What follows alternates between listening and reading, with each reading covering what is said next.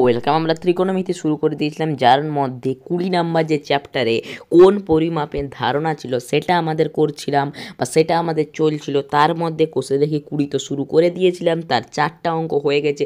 আজকে 5 নম্বরের যে অঙ্কটা আছে সেটা ফার্স্টে বুঝবো এবং করব। তাহলে বোঝার আগে আমরা একবার ডিজিটাল স্ক্রিনে দেখে নেব, তারপর সেটা খাতায় করব এবং খাতায় করার পরে সেটার পিডিএফ ডেসক্রিপশান বক্সে দিয়ে দেবো। তাই জন্য পিডিএফের জন্য ডেসক্রিপশান বক্স একবার করে চেক করবে, আর দরকার না হলে ভিডিওটা দেখেই নিতে পারো, আর ডেসক্রিপশান বক্স নাও চেক করতে পারো। তাহলে কি বলা হয়েছে এই কোষে দেখি 20-র 5 নম্বর অঙ্কতে, সেটা একবার ফার্স্টে বুঝে নিচ্ছি। দেখো, এই যে 5 নম্বরের অঙ্কটা আছে একবার মার্ক করে দিচ্ছি। সরি, এই অঙ্কগুলো অনেকই ইজি, কিন্তু এগুলো এক্সামে আসে। এটা ত্রিভুজ দিয়েও আসতে পারে সেম অঙ্ক চতুর্ভুজ দিয়েও আসতে পারে। কি বলা হয়েছে, একটি ত্রিভুজের একটি কোণের পরিমাপ দেওয়া আছে 65 ডিগ্রি, যেটা হচ্ছে ষষ্ঠিক পদ্ধতিতে। অপর যে তৃতীয় কোণটা আছে সেটার পরিমাপ দেওয়া আছে π/12, যেটা হচ্ছে বৃত্তীয় পদ্ধতিতে। এবং বলেছে যে তৃতীয় কোণটা হবে সেটা ষষ্ঠিক পদ্ধতিতে ভ্যালু, ওটার বৃত্তীয় পদ্ধতিতে ভ্যালু বার করতে হবে। মানে আমরা জানি ত্রিভুজ আছে, তো এক সেকেন্ড, তাহলে প্রথমে একটা ত্রিভুজ এঁকে নিচ্ছি। তাহলে ত্রিভুজ যদি এঁকে নিই, তাহলে আমাদের এখানে আমরা দেখতে পাচ্ছি এখানে একটা ত্রিভুজ যার 3টে কোণ আছে। এক সেকেন্ড, ত্রিভুজটা একটু ছোটো করি। হ্যাঁ, এখানে একটা ত্রিভুজ আছে যার 3টে কোণ আছে, তার দুটো কোণের এই যে এই ভ্যালুটা দেওয়া আছে, আবার এই ভ্যালুটাও দেওয়া আছে। তাহলে তৃতীয় কোণের ভ্যালুটা বার করতে হবে। এটা কিছু আর মানে কঠিন নাই, কিন্তু বিষয়টা হচ্ছে একটা কোণ আমাদের ষষ্ঠিক পদ্ধতিতে দেওয়া আছে, এই কোণটা ষষ্ঠিক পদ্ধতিতে দেওয়া আছে, আর এটা বৃত্তীয় পদ্ধতিতে দেওয়া আছে। তাহলে আমাদেরকে একটা কোণকে পরিবর্তন করতে হবে। ধরে নাও আমরা বৃত্তীয় পদ্ধতির কোণটাকে ষষ্ঠিক পদ্ধতিতে কোণে নিয়ে এলাম, তাহলে আমাদের দুটো কোণের ভ্যালু একই হলো, এবং অপর একটা 3 নম্বর কোণের ভ্যালুটা যদি বার করতে চাই, তাহলে 180 ডিগ্রি থেকে বিয়োগ করতে হবে। কেন 180 ডিগ্রি থেকে বিয়োগ করতে হবে? কারণ আমরা ষষ্ঠিক পদ্ধতিতে পরিবর্তন করে নিয়েছি। যদি আমরা ষষ্ঠিক পদ্ধতির কোণটা বৃত্তীয় পদ্ধতিতে পরিবর্তন করতাম, তাহলে আমাদের দুটো বৃত্তীয় পদ্ধতিতে থাকতো। অর্থাৎ যখন আমরা 3 নম্বর কোণটা বার করতাম, তখন আমাদেরকে পাই থেকে বিয়োগ করতে হতো, কারণ যে ভ্যালুটা হচ্ছে পাইয়ের সেই ভ্যালুটাই হচ্ছে 180। আশা করি বোঝা গেছে।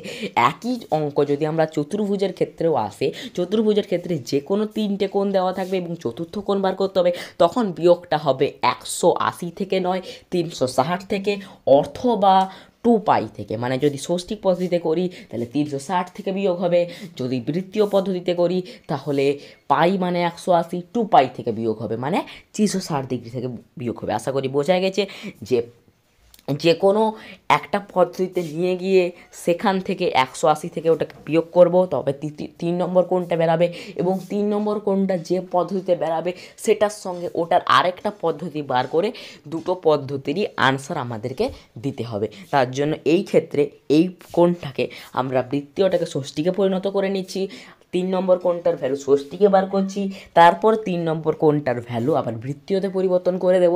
তাহলে ষষ্ঠী পদ্ধতির যে ভ্যালুটা বেরাবে এবং বৃত্তীয় পদ্ধতির যেটা ভ্যালুটা বেরাবে সেটাই আনসার। আশা করি বোঝা গেছে। করে দিচ্ছি কত, 5 নম্বরেরটা। তাহলে প্রথমে যে দুটো কোণের ভ্যালু দেওয়া আছে সেগুলো পরপর লিখে নিই। তাহলে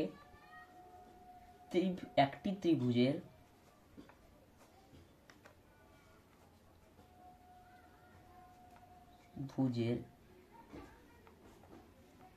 একটি কোণ, প্রথম একটি কোণের ভ্যালু আমাদের দেওয়া আছে 65 ডিগ্রি। যেহেতু এটা ষষ্ঠিক পদ্ধতিতে আছে, এটা কোনো পরিবর্তন করার দরকার নেই।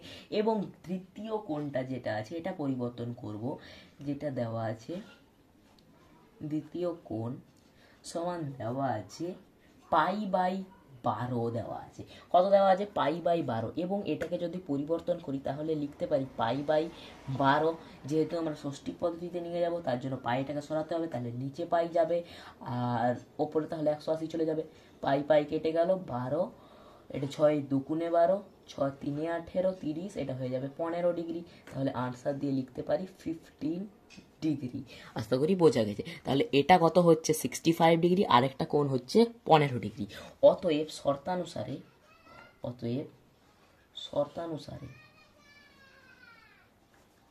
আমরা কি জানি, যদি ত্রিভুজের 3টি কোণ যোগ করি তাহলে হয়ে যাচ্ছে আমাদের 180 ডিগ্রি। তাহলে লিখতে পারি 65 ডিগ্রি প্লাস 15 ডিগ্রি যুক্ত তৃতীয় কোণ, লিখতে পারি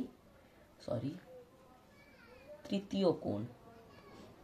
এই তৃতীয় কোণ যদি যোগ করি তাহলে আমরা ভ্যালুটা পেয়ে যাব 180 ডিগ্রি।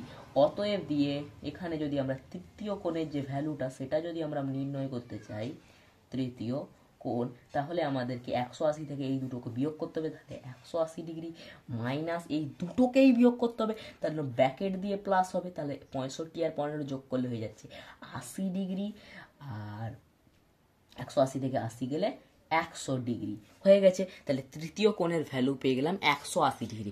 এবার তৃতীয় কোণটার বৃত্তীয় পদ্ধতিতে মান এবং ষষ্ঠিক পদ্ধতিতে মান বার করব। তাহলে এখানে লিখব তৃতীয় কোণের ষষ্ঠিক পদ্ধতিতে মান। ষষ্ঠিক পদ্ধতিতে কত মান আছে আমরা দেখতে পেলাম 100 ডিগ্রি, এটাই হচ্ছে ষষ্ঠিক পদ্ধতিতে মান। এবার লিখব বৃত্তীয় পদ্ধতিতে মান, এটাই বার করব। তাহলে 100 আছে ইন্টু, যেহেতু বৃত্তীয় পদ্ধতি পাই আনতে হবে, পাই ওপরে যাবে, নিচে হয়ে যাবে 180 ডিগ্রি। 0 0 কাটলো, 5 দুগুণে 10 এবং 9 দুগুণে 18, ঠিক আছে। 5 দুগুণে 10, 9 দুগুণে 18, তাহলে হয়ে যাচ্ছে 5 π/9। তাহলে ষষ্ঠিক পদ্ধতিতে মান হবে 100 ডিগ্রি এবং বৃত্তীয় পদ্ধতিতে সেটার মান হবে 5 π/9। এটা বেশি কঠিন অঙ্ক ছিল না।